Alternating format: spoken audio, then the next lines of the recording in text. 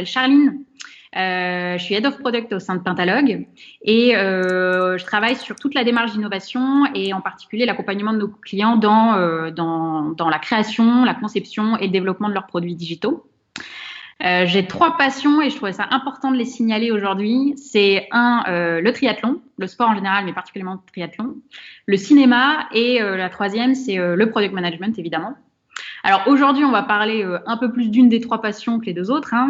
C'est la partie produit. Mais vous allez voir que j'ai quand même réussi à caler 2-3 petits éléments quand même sur mes 2 autres passions parce qu'elles m'inspirent tous les jours et je trouve ça important de faire un petit lien avec ces domaines qui peuvent parler à tous. Alors, je vais faire le partage d'écran. Du coup, MVP. MVP, c'est 3 lettres. M, V et P. M pour minimum, V pour viable et P pour product. Alors, minimum, ça veut dire quoi? C'est développer un produit aussi petit que possible pour gagner du temps et de l'argent. C'est assez simplifié comme définition du minimum au sein de MVP, mais dans l'idée, c'est que ça veut dire qu'on doit focaliser sur un périmètre fonctionnel qui est restreint. Mais justement hyper important, sur lequel on va axer beaucoup plus les fonctionnalités autour de la proposition de valeur, par exemple d'un produit qu'on cherche à prouver. Et donc travailler ce périmètre restreint, ça va nous obliger tous à réfléchir justement quel est notre cœur de cible et comment on va leur adresser les meilleures fonctionnalités par rapport à leurs besoins. V pour viable, parce que le produit qu'on est en train de faire, c'est un produit qu'on va réellement livrer et lancer pour des utilisateurs. C'est pas à la différence donc d'un POC ou d'un prototype. Un MVP, c'est un vrai produit au final, une vraie app qu'on va mettre sur les stores, qu'on va distribuer sur Apple ou Android. C'est un vrai site, ça peut être une vraie plateforme. Donc c'est un vrai produit utilisable dans les conditions réelles d'utilisation par les utilisateurs. Et P pour product. Alors, qu'est-ce qu'on entend par product? Ça peut être la création d'un nouveau service ou d'un nouveau produit, ça c'est sûr, mais ça peut être aussi l'amélioration d'un produit existant. Ça peut être sur un produit existant ajouter une nouvelle brique fonctionnelle, par exemple. Et c'est ce produit-là au final qu'on va délivrer à nos users. Et là, principalement, je parle de produits digitaux, mais en fait, vous allez voir que la démarche MVP, elle est adaptable pour n'importe quel type de produit. Et c'est vraiment une démarche globale et plutôt un état d'esprit, je trouve, et un mindset à avoir pour le développement de nos produits, qui sont digitaux ou non. Donc là, le focus, il est plus sur le digital, mais bien évidemment, c'est valable pour tout. Alors, donc, avant de rentrer un peu vraiment dans le concret des avantages d'un MVP, je voulais revenir, comme je vous le disais en intro, sur où est-ce que et comment le MVP s'inscrit dans une démarche qui est beaucoup plus globale, qui est l'approche produit. Parce que vous allez voir qu'en comprenant l'approche produit, ça nous aide beaucoup mieux à éclaircir ce que c'est que la démarche MVP et pourquoi en fait cette démarche-là et dans quoi en fait elle s'inscrit au global. Donc, l'approche produit, qu'est-ce que c'est? J'aime bien pour expliquer ce que c'est vraiment cette approche produit, être focus produit, de faire l'effet miroir entre le produit et le projet. Parce que on entend souvent et on a peut-être plus, parce que plus historiquement, de notions sur ce que c'est qu'être focalisé projet et peut-être un peu moins sur le produit puisque c'est un peu plus récent aussi. Donc pour aider à comprendre les 2 notions, j'ai juste 2 petites slides hyper rapides. Le projet, si on le résume, c'est l'organisation d'une équipe interne pour respecter un périmètre, des délais et un budget. Donc, on voit que là, le focus de notre Project Addict, c'est vraiment cette notion de périmètre, de délai et de budget, ce triptyque en fait d'objectifs qui va qui va permettre de mesurer le succès de son projet. On se dit que son projet aura du succès s'il a livré le périmètre dans les temps et avec le budget imparti. C'est sensiblement différent si on travaille sur l'approche produit, puisqu'en fait, un produit, c'est plutôt, on va réfléchir à plutôt ce qu'on mesure au final et ce qu'on délivre au final, la valeur qu'on crée, et donc comment on répond à la problématique d'utilisateur. Et notre Product Warrior, finalement, ça ne veut pas dire qu'il ne s'attarde pas et qu'il ne va pas prendre en compte la notion de planning, de délai, de budget, mais en fait, on ne fiche pas ces 3 éléments qui sont le périmètre, le budget et les délais, parce que sinon, on voit bien qu'on est complètement figé du coup et on ne peut plus jouer sur une partie. Et cette partie-là, c'est justement le périmètre. Parce que le périmètre fonctionnel, c'est lui qui doit être adapté par rapport à la vraie problématique des utilisateurs. Et donc, le périmètre fonctionnel, c'est des solutions qu'on va proposer pour répondre à cette problématique. Donc, du coup, être focus produit, c'est de focaliser sur la problématique que vont avoir mes utilisateurs et comment je vais y répondre. Le product management, donc la discipline en général, c'est être au croisement de plusieurs disciplines. Et c'est vraiment un mix de ces 3 disciplines-là. Donc ce schéma, vous l'avez certainement vu, revu et re-revu. Mais je trouve important de se le remettre à l'esprit parce que c'est hyper important de prendre en compte, et tout particulièrement dans la démarche MVP, ces trois facteurs et ces 3 disciplines qui sont l'UX, la tech et le business. C'est vraiment être au cœur de ces 3 éléments-là et de ne pas négliger une partie plus qu'une autre. Le product management, c'est être centré utilisateur, on l'a dit, puisque c'est comment on va focaliser justement sur les besoins de nos utilisateurs et prendre en compte leurs besoins, leurs problématiques pour trouver des solutions. Donc, c'est vraiment travailler avec eux, pour eux, essayer de les comprendre, les interroger, passer du temps avec eux, aller les voir là où ils sont, là où ils utiliseront aussi le service ou le produit qu'on est en train de créer. C'est hyper important d'avoir cette notion de contexte d'usage parce qu'elle peut complètement déterminer différemment un produit d'un autre. Parce que le contexte fait qu'on ne va pas utiliser le service de la même façon. Même si c'est censé être le même service qu'on délivre, il sera présenté différemment à nos utilisateurs. Cette notion, je l'aime tout particulièrement. Alors, c'est peut-être mon côté fan de cinéma aussi, raconter des histoires, tout ça. Mais je trouve que le product management, de se dire qu'il y a cette notion de storytelling qui est hyper importante, qu'en fait, le produit qu'on crée, c'est une histoire qu'on raconte à nos utilisateurs. Parce que nos utilisateurs sont justement les héros de cette histoire, puisqu'on leur change leur quotidien, on va améliorer leur quotidien d'une certaine façon en créant justement un nouveau produit, un nouveau service. Et donc, raconter cette histoire, ça a plein d'effets bénéfiques parce que être capable de communiquer cette histoire, être capable de communiquer autour de la vision du produit qu'on a et de trouver justement les clés de communication pour le faire bien, bah, c'est une manière d'embarquer toute l'équipe produit qui travaille sur le produit avec soi parce que tout le monde va avoir connaissance justement de cette vision et va être aussi embarqué dans l'histoire, quoi. Et d'un point de vue utilisateur, c'est tout de suite leur donner les clés pour comprendre le sens du produit que vous êtes en train de leur créer. Donc la notion d'histoire et du sens en fait qu'on met dans le produit est hyper importante dans le product management. Savoir diffuser cette quête de sens. Enfin voilà. Et dernier élément que je voulais mettre en évidence pour expliquer un peu les bases donc, du product management, c'est le fait que c'est une discipline où on est sans arrêt en train de se poser des questions, de tester et d'apprendre. En fait, on n'est jamais sûr à 100%. Ça, c'est vraiment le truc à se dire. Il faut toujours se remettre en question parce que les contextes d'usage évoluent, parce que nos utilisateurs vont avoir des besoins qui vont changer, parce qu'on va avoir des nouveaux utilisateurs aussi à intégrer. Et tout ça fait que on est obligé de prendre en compte tous les besoins de tout le monde en permanence qui évoluent au fur et à mesure du temps. Et donc, c'est avoir ce mindset de se dire je vais être sans arrêt dans une boucle vertueuse du coup d'itération entre j'apprends un peu, je commence à construire, je vais mesurer, puis finalement je vais réapprendre, reconstruire, remesurer, réapprendre. C'est sans arrêt ça. Et vous n'aurez jamais fini d'avoir cette boucle-là tout au long du cycle de vie d'un produit. Il faut sans arrêt être dans cette démarche. Et c'est pour ça que l'agilité, qui est une méthode de travail, permet d'assouvir ce besoin de faire le bon produit et de le faire bien grâce à cette méthode. Donc là, j'ai fait un petit focus sur plein d'éléments, mais vous allez voir que si on regarde bien, du coup, un MVP, c'est justement ça, s'assurer de répondre au mieux aux besoins et problématiques des utilisateurs, puisqu'on va être focus sur un produit viable pour eux et sur un périmètre minimum. Donc, on va vraiment se focaliser sur leurs vraies problématiques. C'est tester et apprendre vite, puisqu'on est encore une fois sur un périmètre minimum, donc on va rapidement le lancer et rapidement apprendre. Et c'est une manière de commencer à raconter une histoire, puisque quelque part, c'est la première version de votre produit, donc c'est là où vous commencez à délivrer les messages, à délivrer le sens en fait que vous voulez donner pour votre produit de demain. Et comme c'est que la première version, justement, c'est le début de l'histoire, et vous allez continuer à la raconter et continuer à la construire au fur et à mesure des versions qui vont arriver après. Donc, j'ai fait un peu descriptif du MVP. J'espère que c'est clair pour tout le monde. Et je vais terminer en donnant 3 grandes définitions. Pour expliquer et donner différents angles d'attaque en fait au travers de cette approche. Le MVP, c'est la plus petite release produit qui permet d'atteindre avec succès les résultats souhaités. Donc là, c'est vraiment cette notion de se focaliser sur ce qu'on cherche à mesurer, la valeur de succès et donc les outcomes, plutôt que sur ce qu'on va mettre dedans au départ et donc la solution avant même de définir les succès justement et la notion d'output. Donc c'est vraiment cette notion de je fais un produit et je fais un MVP pour tester et mesurer quelque chose. C'est pas juste je réponds à simplement une problématique, c'est qu'est-ce que je vais mesurer au final, quoi. et comment je vais m'assurer que ce MVP est viable.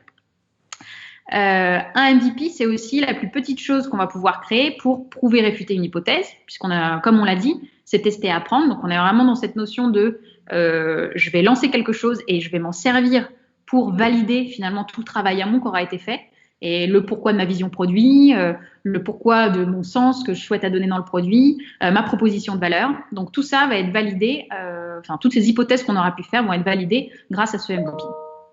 Et petite haute définition que j'aime bien, parce qu'en lien justement avec le cinéma et l'audiovisuel, je trouve qu'on peut voir le MVP un peu comme l'épisode pilote de votre produit. Vous savez ce que c'est un épisode pilote dans une série? C'est le premier épisode qui est fait par donc, les réalisateurs, enfin les gens qui travaillent sur des séries, pour ensuite le proposer à des producteurs, à un panel de journalistes et à un panel de spectateurs cibles. Pourquoi cette démarche est faite là dans le cadre d'une série? C'est que au final, une fois que le pilote est présenté, s'il plaît aux producteurs, les producteurs disent ok, j'achète, t'auras ta diffusion dans la grille qui sera à tel moment, etc. Et du coup, ça finance en fait la suite de la production des autres épisodes de la série, des autres saisons, etc. Et d'un point de vue, le fait de le présenter aussi à un panel de futurs spectateurs et de journalistes, c'est un moyen de recevoir des feedbacks sur est-ce que mon pilote plaît. Et dans un pilote, ce que les gens cherchent à prouver, c'est justement, et à donner comme élément, c'est le contexte de la série, les personnages, l'ambiance, est-ce que l'intrigue, au final, sans dévoiler effectivement toutes les suites de la série, mais on commence à donner des éléments qui vont permettre à ce panel de spectateurs cibles de se dire, ok, j'ai envie de continuer la série, ou non, ça me plaît pas du tout, l'histoire, elle a l'air bidon, j'aime pas les personnages, etc. Donc, du coup, c'est un peu qui tout double. Si le succès n'est pas au rendez-vous, bien souvent, il n'y a plus de suite, en fait, qui est donnée à la série. Et au contraire, s'il y a quand même un succès, le pilote permet d'adapter et d'ajuster certains éléments pour refaire, en fait, la suite des épisodes. Et dans certains cas, c'est directement le pilote qui est utilisé comme épisode numéro 1 de la série, mais parfois, il est juste un petit peu réadapté quand même, parce que il faut changer un petit peu certains caractères ou remodifier un petit peu l'intrigue. Et je crois que c'est le magazine Variety qui avait publié une statistique justement sur combien d'épisodes pilotes donnent lieu ensuite à des vraies séries, qui sont ensuite produites en intégralité. Et il n'y a qu'un quart des pilotes présentés qui conduisent à des vraies séries. Donc comme quoi, il y a un vrai intérêt, et là pour le cinéma, l'audiovisuel en général, d'avoir cette démarche MVP, parce qu'ils peuvent tout de suite valider que leur série va fonctionner ou pas, ou en tout cas va être acceptée ou pas, ou va être produite ou pas, plutôt que de se dire j'ai lancé mes 12 épisodes de 50 saisons et au final ça marche pas et c'est jamais diffusé, quoi. Donc c'est aussi un moyen de gain de temps et d'argent. Donc ça me permet de transiter vers les avantages du MVP. Alors tout ce que j'ai dit avant, finalement on en voit pas mal, mais c'est bien de faire une petite synthèse de tout ça. J'ai essayé de les synthétiser et d'en mettre un maximum. Après, c'est ma vision de ce que je trouve étant les points les plus importants à vous montrer, mais il y en a certainement plein d'autres et je vous laisserai compléter par cette liste d'avantages. Donc le premier, pour moi, un MVP, c'est ce qui permet d'être focus sur la proposition de valeur. Pourquoi il est important, ce point-là? C'est que justement, il aide vraiment dans le travail de réflexion autour du produit de se dire qu'est-ce qui est fondamental pour mes utilisateurs demain, qu'est-ce qui l'est moins, et de faire vraiment ce travail de priorisation dans sa propre tête par rapport à la vision qu'on a et par rapport à ce qu'on cherche à apporter à nos utilisateurs. C'est hyper important pour 3 points, parce que livrer un produit simple, c'est un moyen justement d'accrocher plus facilement votre futur groupe d'utilisateurs cibles. Pourquoi? Parce que si on a une application ou un service, en tout cas un produit avec une multitude de fonctionnalités présentées dès le départ, on s'y perd un peu. On ne comprend pas trop où est-ce qu'il faut regarder. Il y a beaucoup trop de choses. Et bien souvent, en plus, on met des fonctionnalités qui sont non nécessaires par rapport à la proposition de valeur. Le deuxième point, c'est comme on est centré justement sur la proposition de valeur, c'est un moyen d'attaquer directement sur ce qui nous distingue de la concurrence et de valider qu'on est vraiment effectivement sur une proposition de valeur suffisamment forte par rapport à nos concurrents. Et tout ça, pour donner du sens et accrocher vos utilisateurs. Je ne sais pas si ça vous est déjà arrivé, je suis sûre que oui, parce qu'on est inondé d'applications sur nos smartphones, mais de télécharger une app, donc de l'installer sur son téléphone, de l'ouvrir, de commencer à la regarder, vous y passez quoi, 10, allez, 20 secondes. Vous n'avez pas trop compris l'intérêt de l'application. Et qu'est-ce que vous faites? Au mieux, vous la killez et elle reste dans votre application, dans votre téléphone, pardon, mais vous l'utilisez plus jamais. Et au pire, vous la désinstallez parce que de toute façon, au bout d'un moment, vous avez besoin de place sur votre téléphone. Donc là, il s'est passé quoi? En gros, il y avait une app qui était certainement très utile, qui avait certainement un truc hyper bien pour vous, ou en tout cas pour un certain nombre d'utilisateurs, mais vous n'avez juste pas compris ce qu'elle était en train de vous prouver, de vous montrer. Et pourquoi? Parce qu'il y avait plein de fonctionnalités un peu dans tous les sens, et parce que vous n'avez pas senti la valeur hyper importante qui était délivrée par cette application. Et ça, le cerveau humain, il est intransigeant vis-à-vis de ça. On est tellement inondé de plein de types d'apps partout qu'on ne va pas prendre le temps à essayer de comprendre comment une app fonctionne. Donc, le MVP sert à ça, se focaliser vraiment sur ce qui est le plus important et donc de vous aider dans cette adoption utilisateur.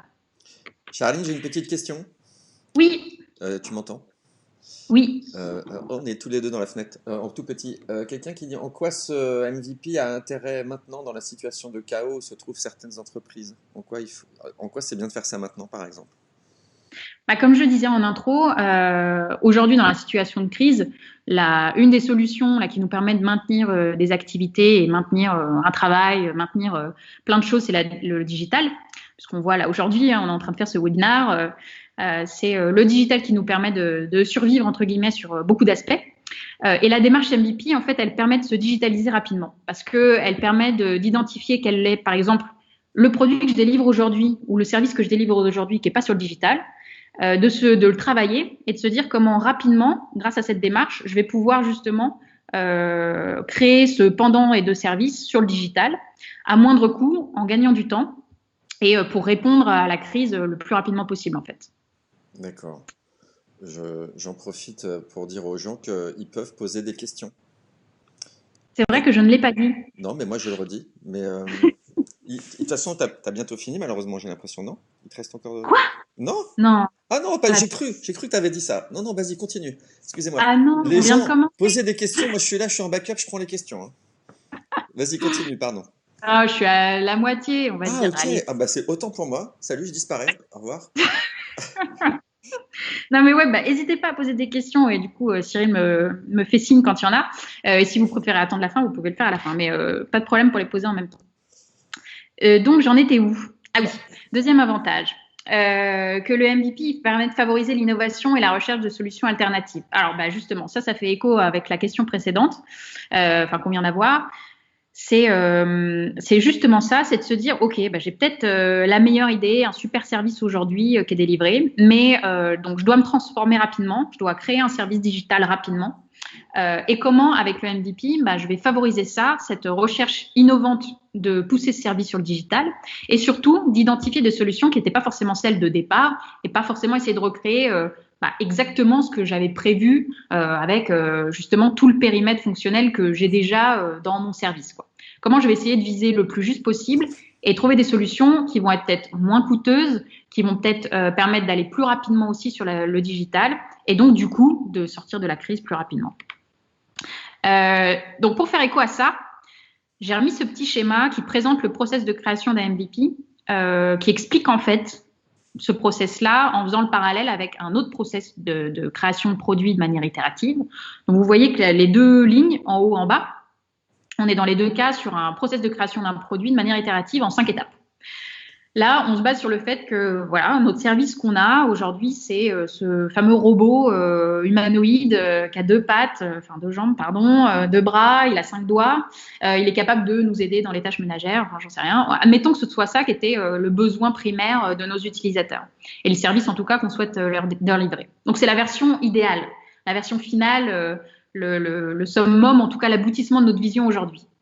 Dans le premier cas, on voit qu'on y arrive par 5 itérations, mais du coup, on commence à travailler itération par itération sur des bouts de ce produit idéal, en partant d'abord par un bout de membre, ensuite on assemble certains membres entre eux, après on ajoute le tronc, enfin bref, on y va de manière itérative. Et donc au final, chaque étape d'itération, là, actuellement, c'est un bout, des briques de ce produit final, mais qui ne servent à rien, qu'on ne peut pas utiliser tel quel. Dans la démarche MVP, on se dit peut-être que mon idéal produit, effectivement, c'est celui-là, mais je vais y aller par étapes. Mais À chacune de mes étapes, je livre un produit qui est utilisable tout de suite. Vous vous rappelez de cette notion de viable? C'est un vrai produit. Donc, dans ce besoin d'avoir ce robot qui bouge et qui a des mains et qui ressemble un peu à un humain, ok, donc le besoin, quel était le besoin finalement primaire de mes utilisateurs? C'est d'avoir ce compagnon qui avance et ce compagnon qui peut aussi les aider à attraper des choses, par exemple.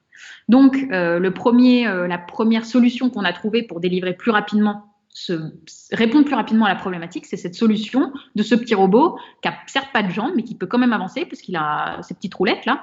Et puis il a aussi des bras et des mains, mais des mains qui sont, au lieu d'avoir 5 doigts, c'est juste des pinces, un peu comme les Playmobil, quoi. Donc un truc plus simplifié, mais qui quand même répond à la problématique.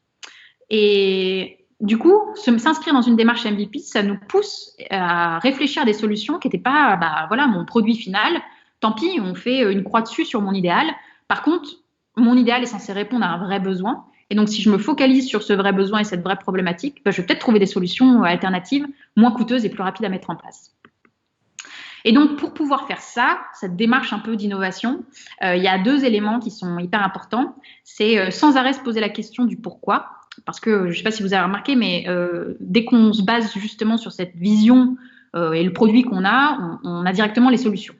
Mais travailler, et d'ailleurs, les besoins de vos utilisateurs, c'est moi, j'aimerais bien avoir ça. Tout le monde arrive avec une solution en fait qui sort de la bouche. Et finalement, essayer de les questionner pour savoir, oui, mais c'est quoi ton problème derrière en fait? C'est quoi ta vraie problématique de fond derrière cette notion de cette solution que tu me proposes? Parce qu'en allant chercher cette problématique de fond, c'est là où justement on va pouvoir trouver une solution qui est peut-être pas celle qu'on nous a poussée, qui est trop coûteuse ou trop lente, enfin trop longue à mettre en place, mais une solution qui est beaucoup plus adaptée au contexte d'aujourd'hui. Et le deuxième point, pour justement trouver ces solutions alternatives, il faut forcément travailler en équipe. Enfin, je prône en tout cas le travail en équipe et le fait de favoriser la créativité au sein de l'équipe. Et je ne peux que vous conseiller, j'ai mis la source en bas, le livre qui s'appelle Creativity Inc., qui explique comment Ed Catmull, qui est un des fondateurs de Pixar, a justement créé ce management de la créativité au sein d'équipes pour favoriser l'émergence de nouvelles idées pour tous les films Pixar. Et on sait à quel point les films Pixar étaient magnifiques et sont toujours magnifiques. Donc je pense qu'il y a plein de belles choses à prendre de ce bouquin et du coup de l'expérience de ce monsieur Catmull, Clark, dans la création de la créativité au sein d'équipes. Autre avantage du MVP, j'aurais peut-être dû le mettre en premier parce qu'en fait c'est celui qui est le plus simple et le plus explicite, gagner du temps et du budget. Je ne sais pas pourquoi je l'ai mis en 4e position, c'est pas grave.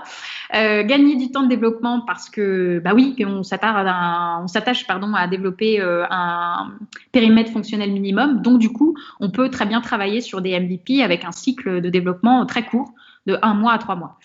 Aujourd'hui, tous les clients qu'on accompagne, on a cette démarche-là et on est vraiment dans ce cycle de développement qui dépasse jamais les 3 mois de développement pour justement aller au plus vite. Parce que l'intérêt, c'est pas de repartir dans un cycle ultra long avant de tester. On va vraiment tester au plus rapidement. Et on gagne en coût de développement forcément parce que du coup on ne met pas toutes les fonctionnalités, que le périmètre est réduit, mais pas que, parce que dans la recherche de solutions alternatives, comme l'expliquais tout à l'heure, c'est aussi de se dire on va partir sur des choses qui existent déjà. Déjà, ça sert à rien de réinventer la roue sur tout. Il y a peut-être des gens qui ont travaillé sur certaines briques API qu'on va pouvoir utiliser, certains moteurs fonctionnels aussi sur lesquels on peut se plugger. Et l'idée, c'est pas de tout réinventer parce qu'on veut aller au plus vite. Donc c'est pas grave si on n'a pas tout custom pour nous. Au contraire, utilisons ce qui existe déjà. Donc ça, c'est vraiment se dire, on se base sur des moteurs existants. Et le deuxième truc, niveau technologique, c'est qu'il y a des technos aussi qui nous permettent de développer, par exemple, des apps pour plusieurs plateformes. Donc je pense à Flutter ou React Native qui permettent d'avoir une application en un seul coup de développement pour l'ensemble des stores, les 2 types de stores. Donc voilà, c'est le type de petits tricks techniques qui nous permettent de trouver des solutions rapides pour mettre en place un produit sur le digital rapidement. Un MVP, ça permet aussi de valider rapidement le marché. On l'a dit tout à l'heure, parce que du coup, on va plus rapidement lancer son produit, donc plus rapidement tester le product market fit aussi. De générer l'adoption step by step, ça j'en ai un peu parlé tout à l'heure, mais c'est vraiment cette idée de on y va petit à petit, quoi. slow down. Ça sert à rien de mettre tout d'un coup. Vaut mieux justement commencer à susciter l'intérêt par ce qui est vraiment au cœur de votre cible utilisateur, enfin de besoin de votre cible utilisateur, pour ensuite continuer à les garder, les fidéliser en faisant évoluer votre produit avec d'autres fonctionnalités. C'est hyper important de se dire que c'est pas mal en fait d'y aller étape par étape quand on délivre du service et des fonctionnalités à des utilisateurs dans un produit. Au contraire, c'est un moyen de toujours susciter l'envie et l'intérêt parce que on les suit aussi dans leur adaptation, dans la manière dont ils utilisent le produit.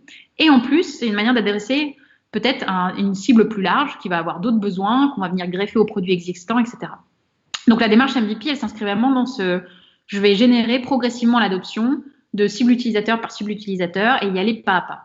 Et en plus, alors là, on parle une fois qu'on a le MVP qui est lancé, mais j'irais même jusqu'à toutes les démarches qui sont faites en amont et qui peuvent, dans le contexte de crise aujourd'hui, être lancées dès maintenant. Si on est dans cette réflexion de se dire, OK, je vois qu'aujourd'hui, j'arrive pas à faire mon activité correctement parce que j'ai pas digitalisé une partie de mes services, une partie de mes outils internes, une partie de mes process, je vais y aller pas à pas.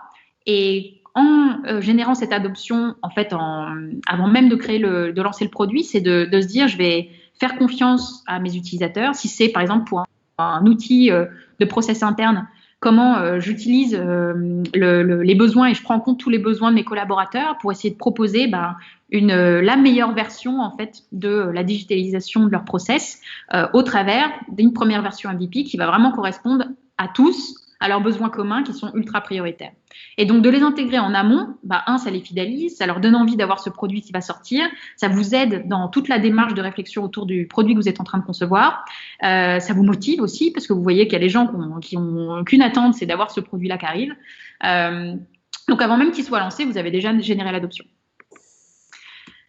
Et le MVP permet de inscrire votre produit dans la durée. Donc ça, hyper important, je l'ai déjà dit, mais c'est vraiment de se dire que c'est pas un POC et c'est pas un prototype, c'est un vrai produit livré, lancé. Donc si c'est un outil interne, c'est un vrai outil interne que vous avez déjà lancé. Alors certes sur un process d'abord, et après vous allez venir rajouter des modules fonctionnels pour alimenter votre process, mais vous avez un périmètre complet d'actions qui peuvent être faits dans votre produit. Et ensuite, comme justement vous l'avez créé, il est solide et s'il fonctionne, il va permettre de servir de socle pour la suite de l'évolution de votre produit. Alors, je vais vous présenter la démarche MVP qu'on a mis en place chez Pentalog, très simplement, mais juste pour vous montrer que, le MVP, certes, c'est peut-être la première version de votre produit que vous lancez, mais ça ne veut pas dire que c'est la première étape dans votre cycle de conception et de réflexion produit. C'est le fruit de tout un processus itératif qu'on ne doit pas négliger. Et donc, je vais vous présenter un peu la démarche maintenant. Ce processus itératif, il peut être résumé comme ça, donc avec 3 grandes étapes. La première, c'est une étape de discovery. Quand je vous disais qu'il fallait vraiment attacher de l'importance à vos futurs utilisateurs, c'est là où on fait vraiment ce focus. Parce qu'on va explorer le problème. On va explorer la problématique de nos users. On va essayer d'identifier où est-ce qu'il y a les points de friction les plus importants, où est-ce qu'il faut se trouver un service digital ou un produit digital le plus vite possible. Quelles sont vraiment en fait, la proposition de valeur, définir la proposition de valeur qu'on va vouloir délivrer dans notre MVP. Donc, il y a tout un tas de méthodes, d'exercices, on peut faire des focus group, on peut faire des ateliers utilisateurs, des interviews, on peut utiliser de la data si on a déjà un produit existant pour essayer de capitaliser dessus. Plein de méthodes différentes. Mais l'idée, c'est à la fin de cette étape, de se dire, OK, je sais quelle est la problématique à laquelle je veux répondre. J'ai étudié aussi le contexte concurrentiel pour vraiment proposer une valeur qui sera différente de mes concurrents. Et du coup, j'ai mon cap en fait. J'ai ma vision, j'ai ma roadmap par grands objectifs de ce que va devoir délivrer mon produit. Ensuite, on rentre dans le concret. La phase de product design, c'est vraiment on définit la solution. À partir de ce problème, c'est comment concrètement on y arrive. Et donc là, forcément, ça passe par quelles vont être concrètement chacune des fonctionnalités, comment on travaille le parcours utilisateur, comment on fait vraiment on attache beaucoup d'importance à la partie UX, donc expérience en fait de l'utilisateur au sein de son produit, parce que comme je vous l'ai dit tout à l'heure, si c'est pas clair, si c'est pas simple, si les gens ne comprennent pas la proposition de valeur dès le départ, on a tout loupé. Donc hyper important de focaliser là-dessus. Et là, je parle pas que des applications B2C. Si on est justement dans le cas ou B2B, mais si on est dans le cas de revoir tout un process interne, Aujourd'hui, donc, je veux digitaliser une partie de mon métier, par exemple. Attacher de l'importance à la partie expérientielle et UX, c'est gagner en temps demain dans toutes les actions, c'est gagner en communication entre les différents interlocuteurs, c'est vraiment optimiser les process. Donc, le travail du UX, c'est pas juste une couche de peinture, pas du tout. C'est vraiment faire ce travail d'expérience globale pour optimiser finalement un travail quotidien. Suite à cette étape de product design, du coup, on sait concrètement quels vont être le fonctionnel. On a les écrans, on a pu le tester aussi on peut faire des petits tests par prototype. Donc c'est là où on utilise le prototype, c'est là où on peut utiliser des A/B tests de maquettes aussi. Mais encore une fois, ce n'est pas le MVP, parce que le MVP c'est censé être le vrai produit. Donc on part en phase de priorisation. C'est une étape en fait avant de rentrer dans vraiment la factory du MVP. Pourquoi l'étape de priorisation est hyper importante ? Parce que forcément, si on a fait le discovery et le design, on a imaginé des trucs qui vont peut-être un peu trop loin. C'est normal. On vise un peu un idéal et on cherche à rêver un peu quand on crée un nouveau produit, un service. Donc on va peut-être un peu plus loin que ce qu'on va vouloir et devoir tester dans notre MVP. Donc l'étape de priorisation est hyper importante parce que du coup, elle permet de se dire, OK, voilà mon idéal. Donc, qui est mon robot tout à l'heure, avec les deux pattes, les deux jambes et les bras et les mains, 5 doigts. Comment je le concrétise dans mon MVP en ce petit robot. Donc, c'est vraiment cette étape de je cherche des solutions pour y aller vite et le plus rapidement possible avec le moindre coût. Et donc, une fois qu'on a fait cette priorisation et donc cette recherche de solutions alternatives, on rentre en MVP Factory où là, on produit le développement et les ajustements de design qu'il faut pour livrer à la fin et lancer notre MVP. Donc, j'ai rappelé les grands points en gros de chacune des étapes qui me semblent importants à retenir. En phase de Product Discovery, c'est vraiment je comprends les usages, les besoins, et je repositionne ma vision produit. J'ai toute la team produit qui permet de s'immerger vraiment dans l'écosystème parce que on travaille peut-être à un domaine particulier, un cœur de métier particulier. Il faut vraiment avoir conscience de ce qu'on est en train de manipuler. C'est un moyen de commencer à trouver des solutions similaires pour justement mieux repositionner notre proposition de valeur par rapport à la concurrence. Et c'est vraiment faire cette étude de nos cibles utilisateurs dans leur contexte d'usage. Petit point très important dans la notion de contexte d'usage et pourquoi c'est quand même hyper important. J'ai une petite anecdote, J'ai un exemple que j'aime bien donner parce que je le trouve très, très parlant. C'est, je suis désolée parce que ma ref est un peu pourrie parce que j'ai pas vraiment le nom de l'application, mais bref, je sais qu'elle existe, je la retrouverai un jour en faisant une bonne recherche Google. C'était des mecs qui voulaient lancer une app pour des stations de ski. En fait, pour aider les gens qui sont en station de ski à retrouver leurs potes sur les pistes. Parce que tous ceux qui ont déjà fait un peu de ski, on sait à quel point c'est galère parce qu'on dit ah ouais, rendez-vous en bas du télésiège, je sais pas quoi, les marmottes.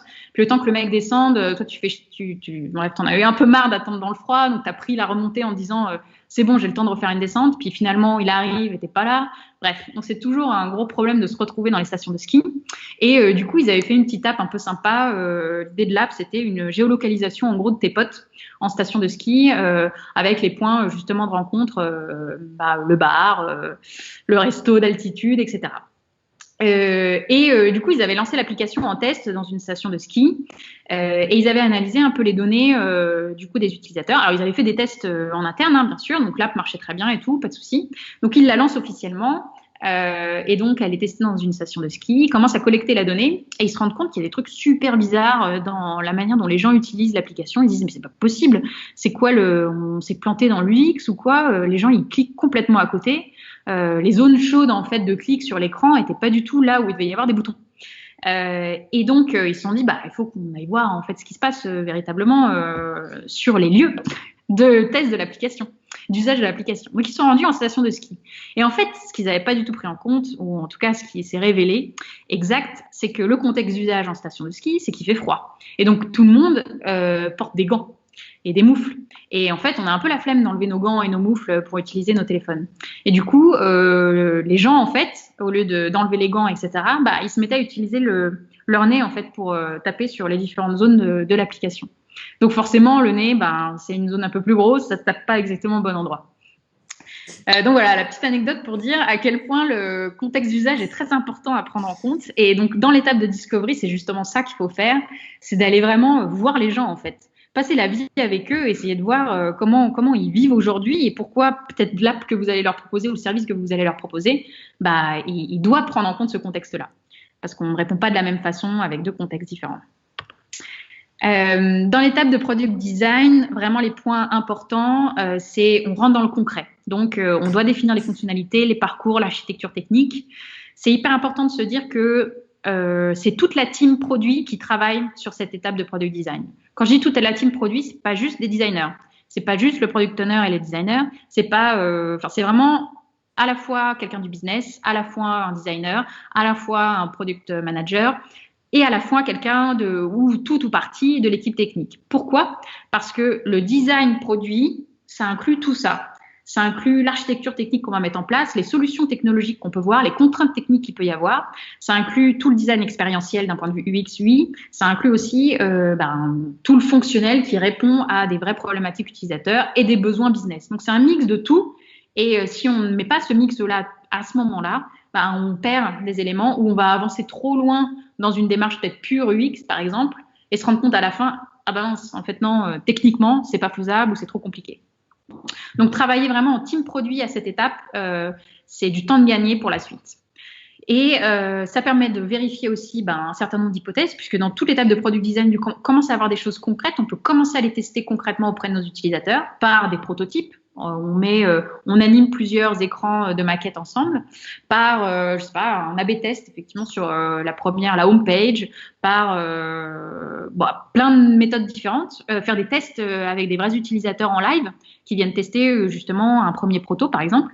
Ça permet déjà de valider ou invalider un certain nombre d'hypothèses avant même qu'on ait lancé le MVP. Donc vous voyez que c'est vraiment tout un process qui est long, long, pour lequel il faut prendre du temps.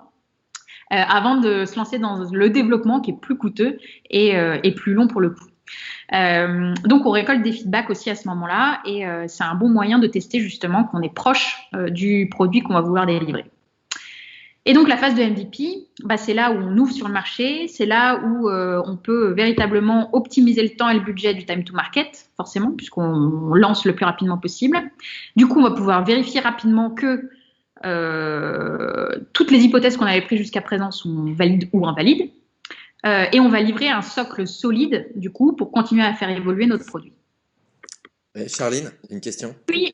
Je la répète phonétiquement, mais comment on priorise à ce moment-là, à cette étape-là? Comment est-ce qu'on priorise?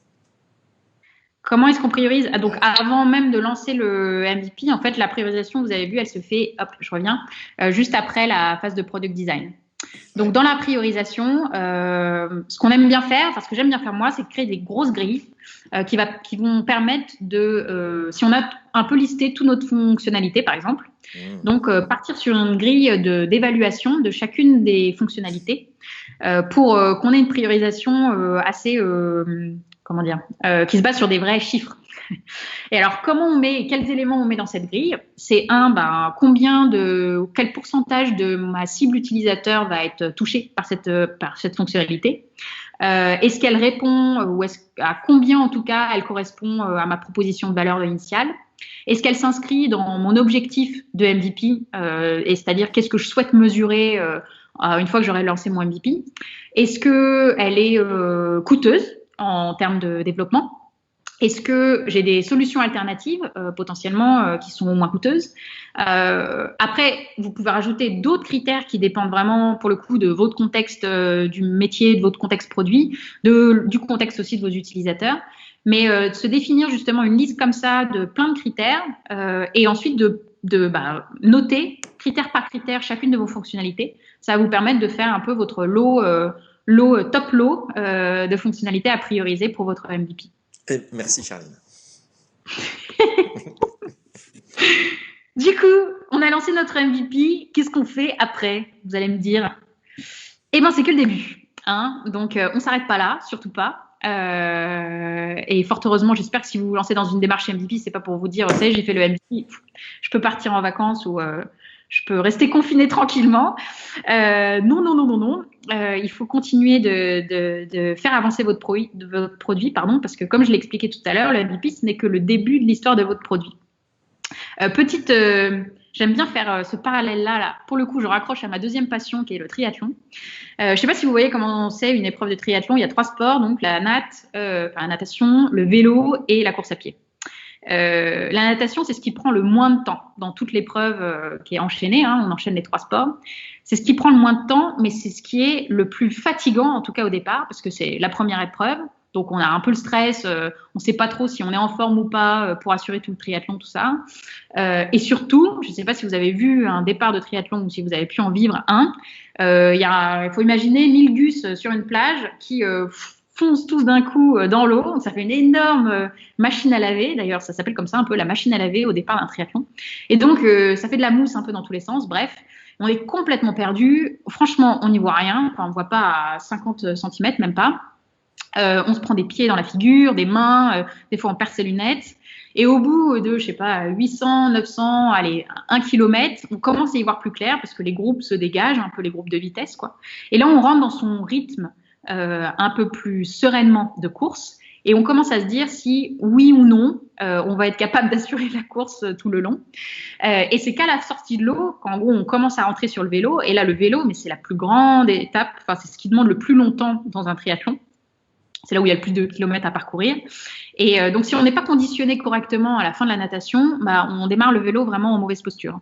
Parce que pendant le vélo, c'est à ce moment-là où il faut rester dans son rythme, il faut faire, s'adapter à tous les aléas qui vont arriver, le relief qui bouge, le fait que tu commences à avoir faim, que tu commences à avoir soif, que ton mental il commence à partir, donc essayer de se recentrer vraiment sur ta course.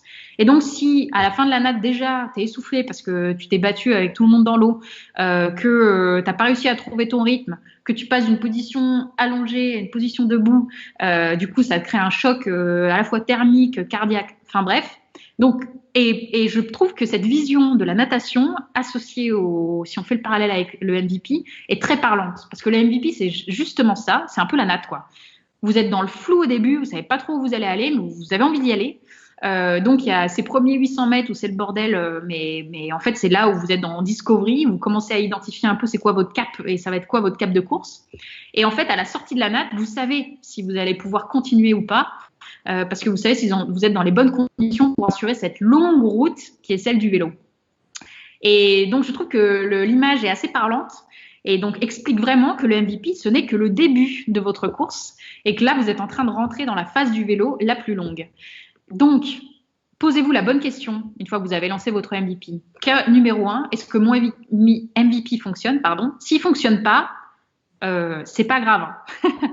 Mais en fait, vaut mieux, et c'est tout l'objectif d'un MVP, que si on doit échouer, il vaut mieux le faire au plus vite. Et donc, heureusement, on a dépensé que peu de temps et d'argent sur ce MVP si on se rend compte que finalement, il ne fonctionne pas. Et ça veut dire quoi un MVP qui ne fonctionne pas? C'est que c'est un produit qui n'est pas au rendez-vous par rapport aux besoins de vos utilisateurs, c'est-à-dire qu'il n'y a pas de gens qui l'utilisent ou qu'il y a des très, très, très, très, très mauvais feedbacks. Enfin bref, tout porte à croire effectivement que vaut mieux que vous l'abandonniez tout de suite.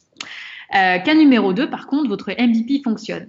Et alors là, trop bien. Vous rentrez dans votre course, deuxième étape de la course qui est ce fameux vélo, donc l'étape très longue où il va falloir que vous continuiez à faire évoluer votre produit et surtout donc que vous vous serviez de cette étape de MVP pour comprendre, analyser, regarder en fait comment les utilisateurs l'ont compris, l'utilisent pour mieux le faire, mieux continuer à faire évoluer votre produit derrière. C'est vraiment, faut le voir comme apprenez-en un maximum, quoi. Si votre MVP fonctionne, en tout cas si vous sentez que vous avez atteint une vraie proposition de valeur avec un vrai besoin utilisateur, apprenez vraiment sur la manière dont les gens l'utilisent. Est-ce que ça correspond à leurs attentes? Est-ce qu'ils rencontrent des difficultés dans tel ou tel aspect de l'interface, par exemple? Est-ce qu'ils vous poussent déjà des idées de solutions ou d'évolution qu'ils veulent voir? Tout ça, c'est hyper bénéfique et c'est des feedbacks à prendre en compte, mais vraiment tous, quoi. Et du coup, donc, observez, écoutez, parce que du coup, suite à cette observation et écoute que vous aurez faite auprès de ce panel d'utilisateurs qui utilisent votre MVP, vous allez savoir comment continuer à prioriser par la suite. Vous vous rappelez, là, ce que je vous ai dit en élément de priorisation, comment on priorise à travers cette grille. Vous allez pouvoir ajouter un élément dans votre grille, tout simplement, qui est combien d'utilisateurs aujourd'hui utilisent cette fonctionnalité. Si typiquement, c'est une fonctionnalité qui est très peu utilisée, et tu en as 2-3 qui vous font des remarques sur le fait qu'elle ne marche pas comme ça ou on aimerait bien l'avoir évolué comme ça, Et si elle vous coûte énormément, dépriorisez-la. Ça sert à rien en fait de se battre sur 2-3 utilisateurs alors qu'elle est du coup très peu utilisée. Donc c'est un très bon moyen de prioriser mieux la suite parce que du coup vous avez une base sur laquelle étudier. Savoir quels éléments doivent être redesignés aussi, parce que s'il y a des difficultés sur une partie du parcours, c'est peut-être qu'il y a une erreur un peu dans le parcours utilisateur. Donc, comment peut-être remettre un focus sur cet aspect-là. Ça va peut-être vous donner des idées sur des leviers de monétisation auxquels vous n'auriez pas pensé. Typiquement, cette fonctionnalité est méga utilisée. Est-ce qu'il ne faudrait pas que je la pousse un peu plus et que j'en fasse peut-être une logique de fonctionnalité payante demain dans mon app? Ça va vous permettre d'identifier aussi des nouvelles opportunités fonctionnelles que vous n'aviez pas imaginées. Et donc ça, c'est hyper cool parce que du coup, vous allez retransformer votre roadmap, vous allez déprioriser des choses, en amener des nouvelles et continuer à avancer comme ça, pas à pas, au fur et à mesure que vous allez continuer à délivrer des nouvelles fonctionnalités ajoutées à ce MVP de base.